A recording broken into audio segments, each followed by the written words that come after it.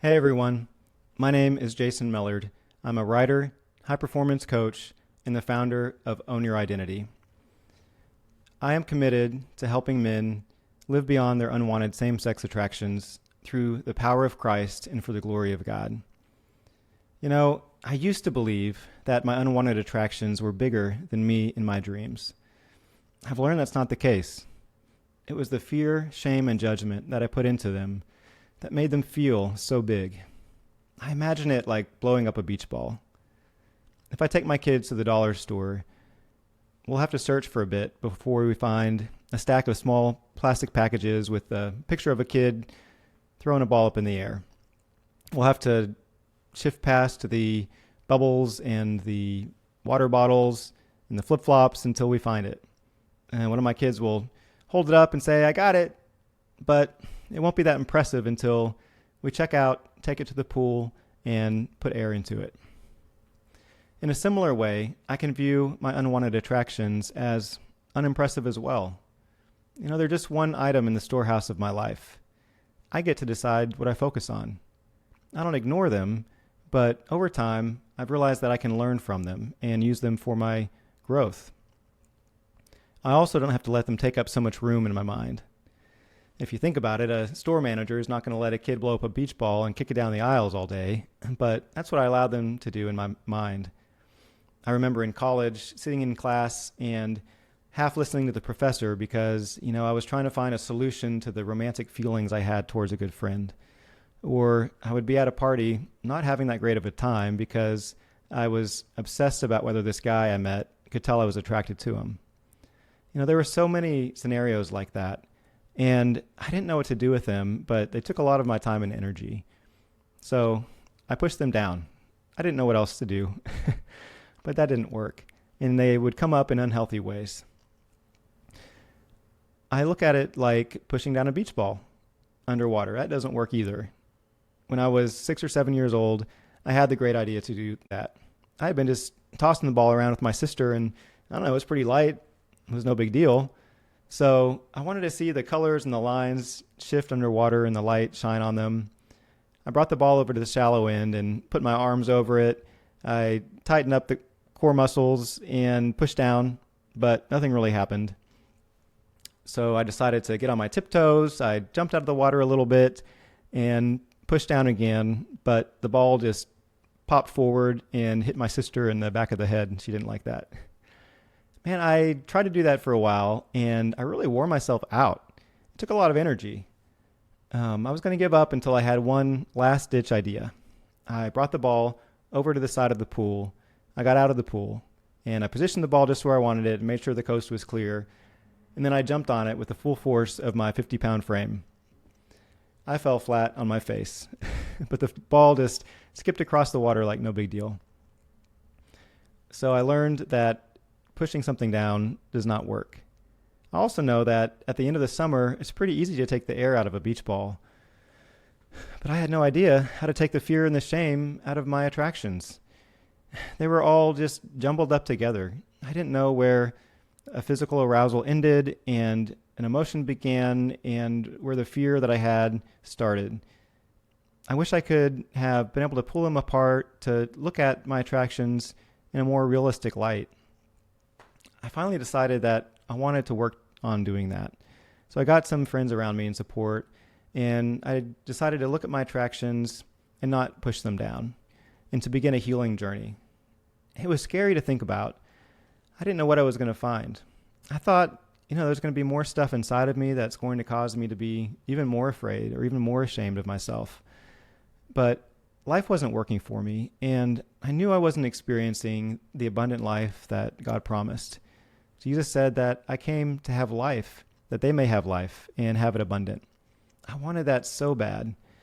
And I believed that if I went through this journey, I would have so much more to offer other people when I got through it. So I decided to look differently at my attractions and my response to them, and to get excited about what could be possible. There were 3 things that I did first that were so powerful. Number 1 was to remove the judgment I had about my attractions. I didn't have to so quickly decide that they were right or wrong or helpful or not helpful, limiting, whatever. And they didn't have to mean anything about my identity or my worth. I could believe that my identity was as a child of God, saved by his grace, and that I was loved and lovable in him. And I was going to begin this journey and not worry so much about if I failed or I didn't meet my own expectations, because if I fell, I could fall forward into his arms. I also got to decide what things meant. The inner confusion or turmoil that I had could actually be an opportunity for growth. And obstacles didn't have to make me feel small and weak. They could actually show that I'm strong for having gone through difficult things and moved beyond them. The second thing that was very powerful was to get comfortable being uncomfortable. And here's what I mean by that.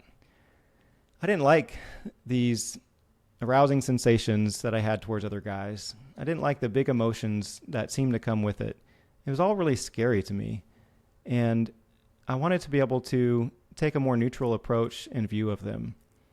I like to think of it as having these awkward sensations or romantic feelings or whatever it is that was challenging for me, just be in my living room and even sit on the couch. They could be present, but not powerful. And I could turn and look at them and interact with them in a productive way, or I could just, go about doing my own thing. The third thing that was a game changer for me was to practice mindfulness. I could be more aware of where my sensations stopped and my emotions started, and I could see where my thoughts fit in between all of that and around it. When I learned to truly take every thought captive, like I hadn't known how to before, it was a real game changer.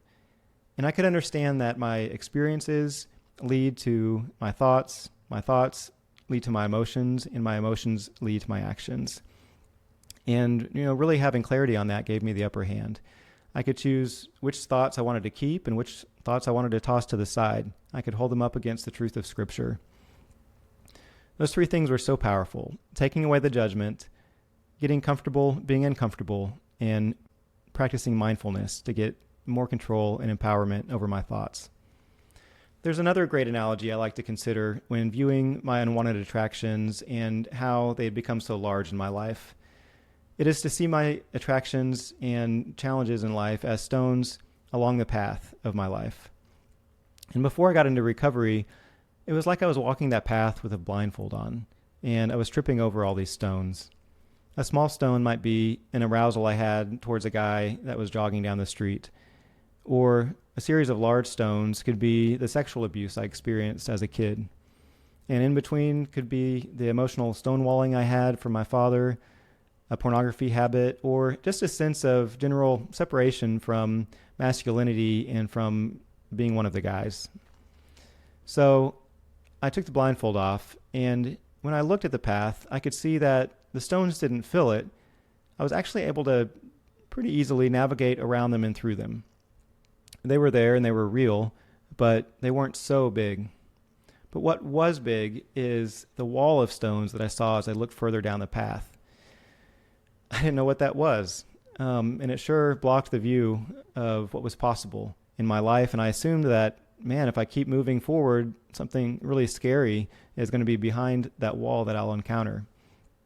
As I looked at it more closely, I could see that the stones weren't just held there by gravity, but there were little gaps between them, and they kind of vibrated, but I saw that it was the force of fear, shame, and judgment that was holding them in place.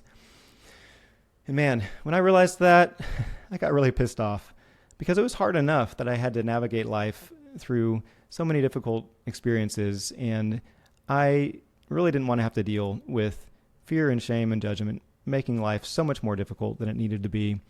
So I got some courage and some people behind me, mentors and counselors, and I pulled the plug on that force. A bit easier said than done, I know. And it took a while for the stones to fall and the dust to settle. But when they did, I climbed what was left of that wall, and I looked beyond it. And what I saw wasn't scary. It was beautiful. There were trees and grass and water, and yes, there were stones ahead and behind me, but I could look at them differently. I could use them as a place to rest, or I could build something I wanted to make with them, and I can learn from them. And I was excited about moving forward with a life of vulnerability, authenticity, and intentionality into the true purpose that I believe God had for me. And as the sun began to settle on what was possible for my life, and I saw the colors of God's sunset cross the trees and the grass and the water, the stones and me, I was really excited for what would take place. I don't know where you are in your healing journey, and I don't know what kind of support you have, but I want you to know that I am in your corner rooting for you. My vision for the Own Your Identity podcast is that it would be a tool to help you move forward in your journey of recovery. I am excited to be there for you, and I hope that you will choose to continue with me. So if you would like to, buckle up and hold on, because we're going to have a great time. Thanks.